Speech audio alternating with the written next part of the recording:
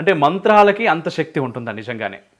ఎందుకంటే చాలా డిబేట్స్ జరుగుతూ ఉంటాయి. మళ్ళీ ఇదే అంటే డిబేట్స్ ఎందుకు అంటున్నానంటే నేను ఎటువంటి అంటే హిందూ సనాతన ధర్మానికి సంబంధించినటువంటి ఏ పండుగ జరిగినా లేకపోతే ఏ ఇష్యూ వచ్చినా కూడా ఫస్ట్గా డిబేట్లో కూర్చోబెడతారు. వాడు ఎవడో వచ్చి ఏది పడితే అది వాగుతాడు, నాకు దేవుణ్ణి చూపెట్టు అంటాడు వాడు. దీనికి కారణం ఏమిటి అంటే హిందువులే ఇన్ని ప్రశ్నలు ఉత్పన్నం కావటానికి. ఇప్పుడు ఉదాహరణకు మా ఇంట్లో మా పిల్లవాడి పుట్టినరోజు చెయ్యాలి. పుట్టినరోజు నాడు మన పిల్లలు ఏమడుగుతున్నారు, మన హిందూ పిల్లలు అంటే ఇట బొట్టెందుకు పెట్టుకోవాలని అడుగుతారు, కంకణం ఎందుకు కట్టుకోవాలి, పూజ ఎందుకు చెయ్యాలి అని అడుగుతున్నారు. కానీ కేక్ ఎందుకు కట్ చెయ్యాలి అనే ప్రశ్న ఉత్పన్నం అవ్వదు. ఎందుకు రావట్లే? ఇది ఎందుకు ఊదాలి, దీనికి లాజిక్ ఏమిటి, ఇది ఎందుకు అడగట్లే? ఇదే ఎందుకు అడుగుతున్నారు అంటే మన పెంపకంలోనే లోపం. ఎందుకంటే ఇక్కడ నేను అదే అడుగుతా, కుంకుమ ఎందుకు పెట్టుకోవాలి అనేటువంటి ప్రశ్న వేసినప్పుడు నువ్వు కేక్ ఎందుకు గొయ్యాలి అనే ప్రశ్న కూడా అడగాలి. నువ్వు కత్తి పెట్టి నువ్వు ఆ క్యాండిల్ను ఉఫ్మని ఎందుకు ఊదాలి ఈ ప్రశ్న కూడా అడగాలి. అది అడగట్లేదు, ఇది అడుగుతున్నారు అన్నప్పుడు ఇక్కడ సమాధానం చెప్పడానికి మన దగ్గర చాలామంది తల్లిదండ్రులకు ఏమీ తెలియదు. కానీ నేనేమంటా అంటే వాడి బొట్టు పెట్టుకోవడానికి వాడికి సైకలాజికల్ రీజన్ చెప్పాల్సిన పని లేదు. ఒక్క మాట చాలు. నేను మా వాడికి అదే చెప్పా, బొట్టు ఎందుకు పెట్టుకోవాలి, నేను సంధ్యావందనం ఎందుకు చెయ్యాలి అంటే నేను చెప్పాను, నువ్వు నాకు పుట్టావు కాబట్టి సంధ్యావందనం చెయ్యాలి, నాకు పుట్టావు కాబట్టి నువ్వు బొట్టు పెట్టుకోవాలి. నేను మా నాన్నను చూశాను, మా నాన్న బొట్టు పెట్టుకున్నాడు, మా నాన్న సంధ్యావందనం చేశాడు, మా నాన్నకు పుట్టాను కాబట్టి నేను చేశాను, నాకు పుట్టావు కాబట్టి నువ్వు చెయ్యి, అంతే. దీనిలో సైన్స్ను లాజిక్ను ఎప్పుడు కూడా వెతికే ప్రయత్నం చెయ్యకు. ఇది మన ఆచారం, మన ధర్మం విషయంలో నిరంకుశంగా ఉండటమే నిదర్శనం. నిరంకుశమే ఉండాలి ధర్మం విషయంలో నిరంకుశంగా ఉన్నదే ఇస్లాం. అందుకే నిలబడగలుగుతోంది. ధర్మం విషయంలో నిరంకుశంగా ఉన్నటువంటి మతాలు మిగతా మతాలు, కానీ ధర్మం విషయంలో ఒక హిందువు మాత్రం నిరంకుశంగా ఉండట్లేదు. అది ప్రధానమైనటువంటి లోపం. ఆ లోపాన్ని ముందు ఇంట్లో మీ పిల్లలు అడుగుతున్నప్పుడు ఈ ప్రశ్నలు వెయ్యండి.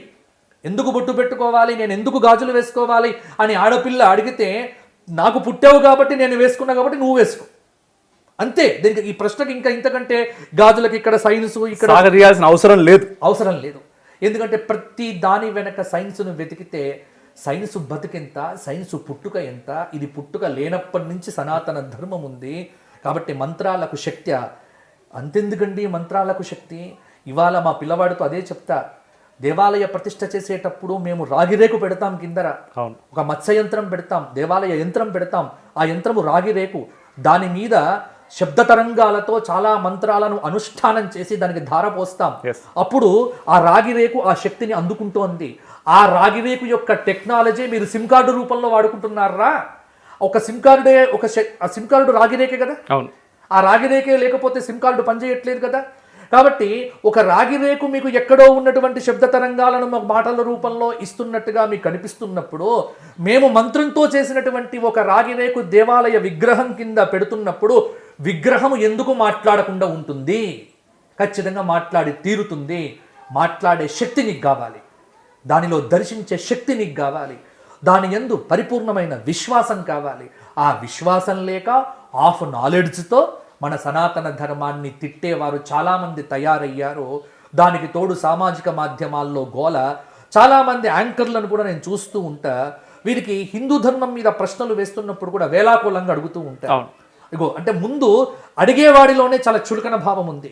అందుకే అలా చులకన భావంతో అడిగేటువంటి వాడికి నేను సమాధానం ఎప్పుడు చెప్పా, అవసరం లేదు. ఎందుకంటే నువ్వు నా ధర్మాన్ని నమ్మనప్పుడు నీకుతో ఎందుకు మాట్లాడాలి అంటే నా ధర్మం గురించి నీకు నమ్మకం లేకపోతే నువ్వు మాట్లాడకు.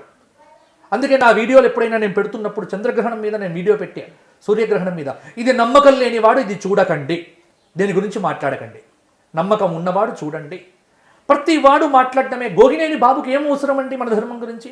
నీ ధర్మం గురించి నువ్వు ఏడు, కానీ మా ధర్మం గురించి నీకెందుకు, మా ఆచారాల గురించి నీకెందుకు? నువ్వు నమ్మేవాడివి కానప్పుడు మాట్లాడే హక్కు నీకు లేదు. నమ్మేవాడే మాట్లాడాలి, నమ్మని వాడు ప్రశ్నించటానికి వీల్లేదు. అందుకే నేనైతే నిరంకుశంగా ఉండాలి ఈ విషయంలో. హిందూ ధర్మం మీద నన్నెవరైనా సైంటిఫిక్గా చెప్పమంటే నేను చెప్పా. నేను విభూతి ఎందుకు పెట్టుకున్నా, మా తాత పెట్టుకున్నాడు, మా నాన్న పెట్టుకున్నాడు, నేను పెట్టుకుంటా, నా కొడుకు పెట్టుకోవాలి, అంతే. దీనికి ఇంతకంటే సమాధానం ఉండదు. శత్రుమూకల చెర నుండి దేశ రక్షణ నీ ధ్యేయమైతే నీ అవసరం ఇక్కడుంది. Please do subscribe, like and share. దద్దరిల్లేలా పక్కనున్న గంట కూడా కొట్టుర్రి.